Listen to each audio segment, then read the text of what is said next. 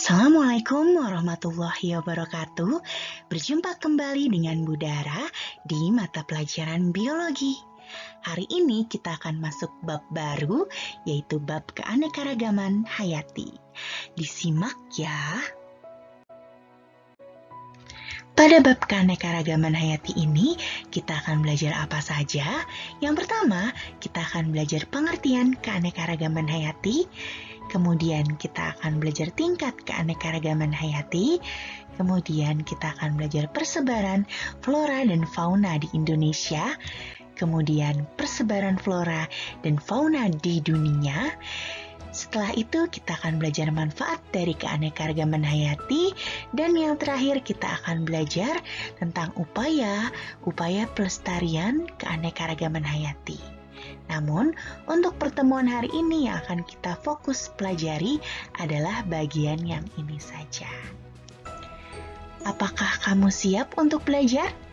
Ibu rasa kamu sudah siap ya untuk belajar. Keanekaragaman hayati atau biasa disebut juga dengan biodiversitas. Nah, keanekaragaman sendiri itu artinya adalah beraneka ragam, bermacam-macam. Hayati itu artinya adalah segala sesuatu yang hidup.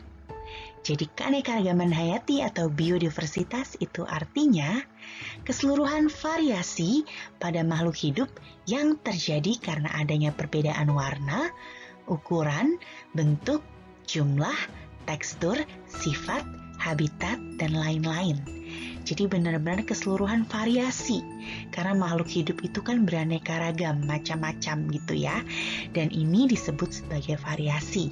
Bisa terjadi karena berbagai macam hal. Dan terjadinya itu bisa karena adaptasi maupun karena evolusi. Adaptasi itu adalah penyesuaian diri dari makhluk hidup terhadap kondisi lingkungan yang berbeda. Sedangkan evolusi itu artinya adalah perubahan yang terjadi secara lambat sehingga memunculkan adanya spesies-spesies yang baru. Sampai sini paham ya tentang pengertian keanekaragaman hayati.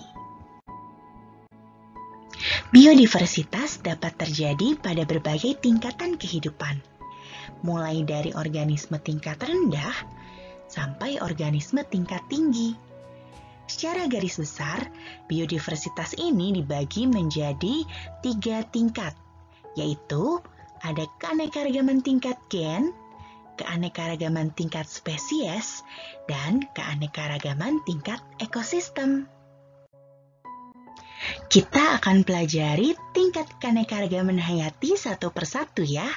Kita mulai dulu dari keanekaragaman tingkat gen.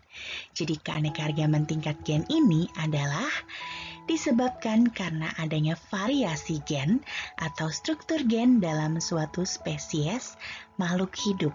Jadi kalau keanekaragaman tingkat gen ini terjadinya pada satu spesies yang sama atau satu jenis yang sama. Dan keanekaragaman hayati tingkat gen ini disebut sebagai varietas. Nah, sebagai contoh misalnya mawar. Mawar itu kan ada yang warnanya merah, ada yang warnanya putih, ada yang warnanya pink gitu ya. Padahal satu jenis mawar, tapi warnanya berbeda-beda. Nah, ini mengakibatkan adanya suatu variasi. Nah, selanjutnya juga manusia.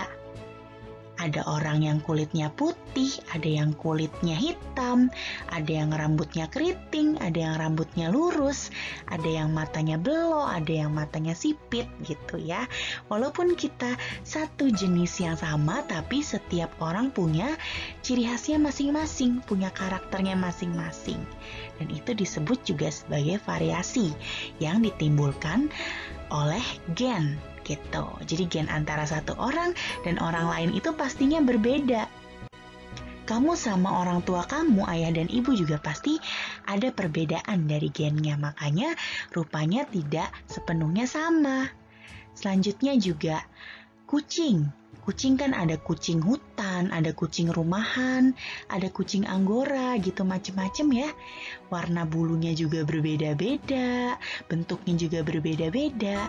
Nah itu ditimbulkan akibat adanya variasi dari gen.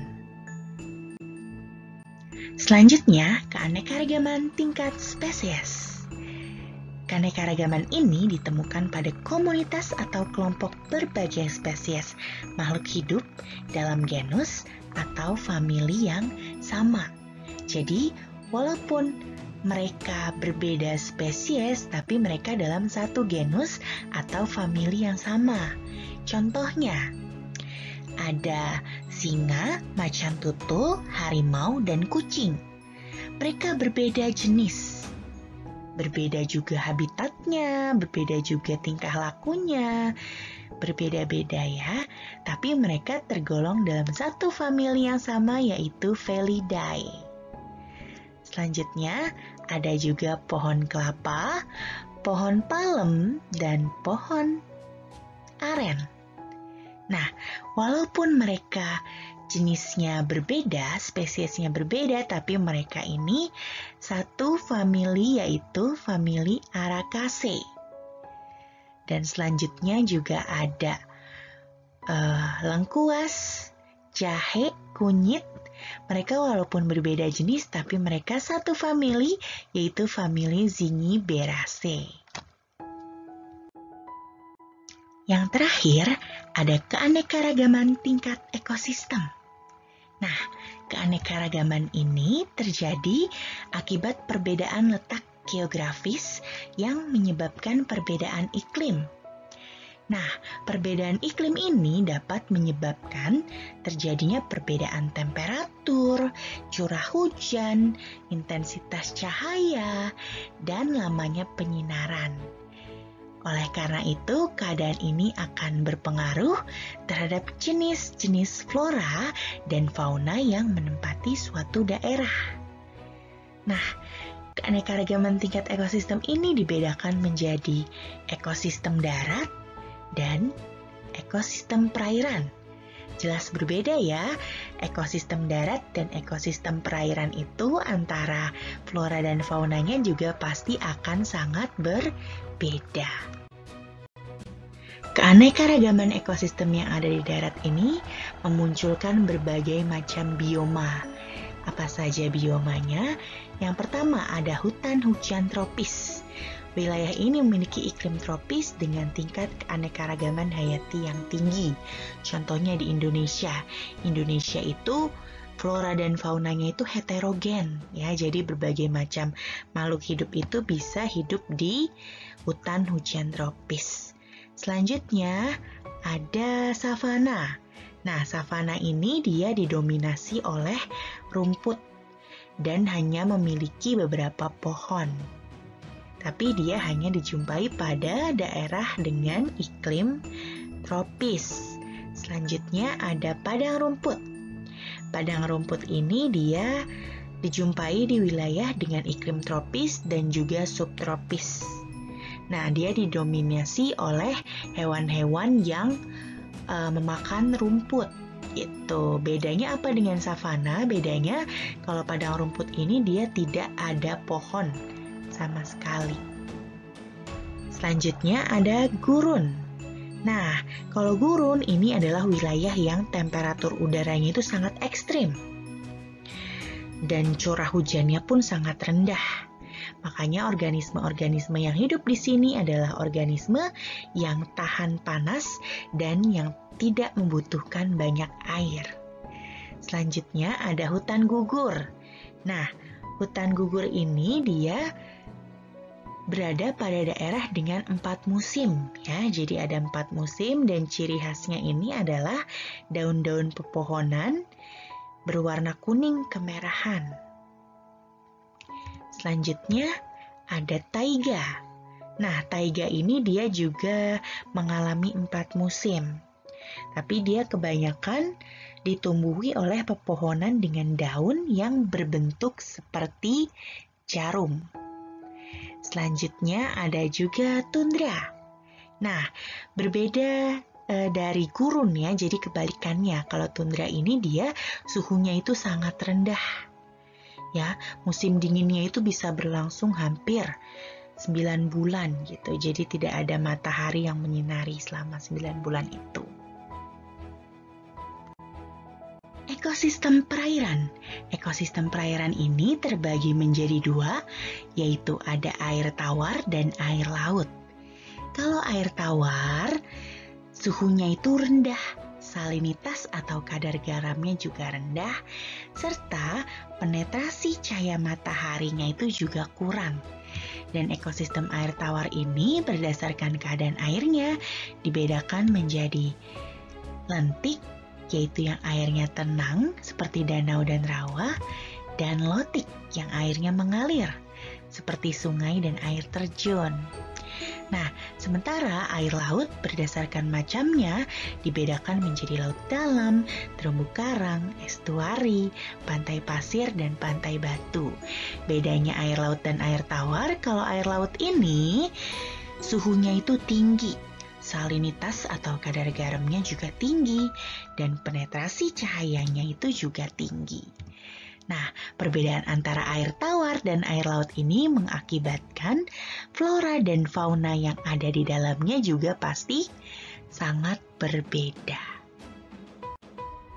Komponen biotik ekosistem perairan atau organisme akuatik ini dibagi menjadi 5 kelompok besar. Ada plankton. Plankton ini adalah organisme perairan yang bergerak pasif. Jadi dia hanya mengikuti arus. Contohnya ada fitoplankton dan zooplankton. Selanjutnya ada nekton. Kalau nekton ini adalah organisme perairan yang bergerak aktif. Contohnya seperti ikan dan katak. Selanjutnya ada neuston.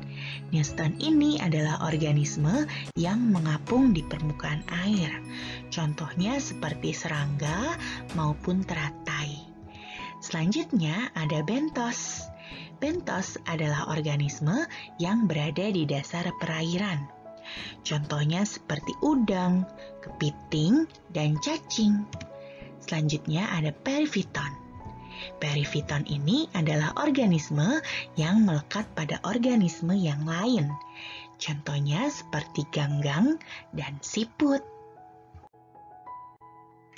Indonesia itu adalah negara yang sangat kaya akan biodiversitas.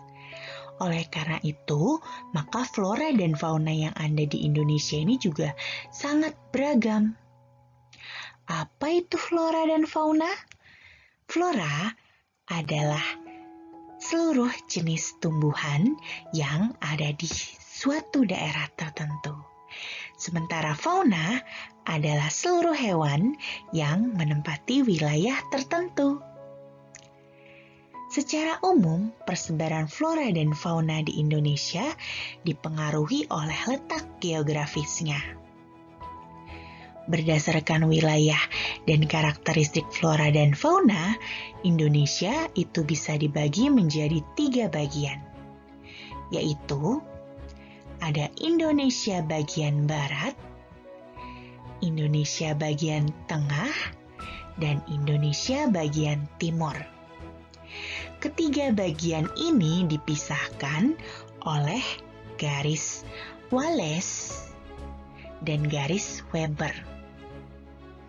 Nah, berdasarkan garis ini, maka flora dan fauna Indonesia dibedakan menjadi tipe asiatis, tipe peralihan, dan tipe australis. Kita akan pelajari satu persatu. Tipe asiatis. Jadi tipe asiatis ini wilayahnya wilayah barat, meliputi Pulau Jawa, Sumatera, dan Kalimantan. Flora dan fauna yang ada di sini hampir sama dengan yang ditemukan di Asia. Flora yang ditemukan juga heterogen seperti tanaman lumut, paku, jamur, meranti, mahoni, dan damar. Jadi heterogen, bermacam-macam. Selanjutnya, hewan endemik juga ditemukan di sini, seperti badak bercula 1, harimau Sumatera, orangutan, kera kibon, tapir, harimau loreng, ikan pesut mahakam, dan lain-lain. Tak lupa juga ada flora endemik, yaitu ada Rafflesia arnoldi. Tipe peralihan. Nah, tipe peralihan ini berarti wilayah Indonesia bagian tengah, meliputi Pulau Bali, Nusa Tenggara, dan Sulawesi. Faunanya di sini karena dia peralihan, dia di tengah-tengah antara Asiatis dan Australis, maka ada juga hewan-hewan seperti kera dan juga ada kuskus gitu di sini. Selanjutnya, flora ini juga didominasi oleh rempah-rempah seperti pala, cengkeh, cendana, eboni, dan anggrek. Hewan endemik juga ditemukan seperti komodo, anoa, babi rusa, dan burung maleo. Selanjutnya, tipe Australis. Berarti tipe Australis ini yang ada di Indonesia bagian timur. Wilayahnya berupa Pulau Maluku, Pulau Papua, dan sekitarnya. Karakteristik flora dan fauna yang ada di tipe Australis ini, dia menyerupai flora dan fauna yang ada di benua Australia. Flora yang bisa ditemui ada pohon sagu, nipah, pohon rasa mala, eukaliptus, dan maloa. Sementara faunanya ada cendrawasih, kasuari, nuri sayap hitam, dan kangguru pohon. Cukup sekian materi hari ini. Semoga kalian bisa memahami ya apa yang sudah Ibu sampaikan. Jika ada pertanyaan, kalian bisa bertanya di kolom komentar. Jika kalian suka dengan video ini, kalian bisa like dan subscribe. Terima kasih. Wassalamualaikum warahmatullahi wabarakatuh.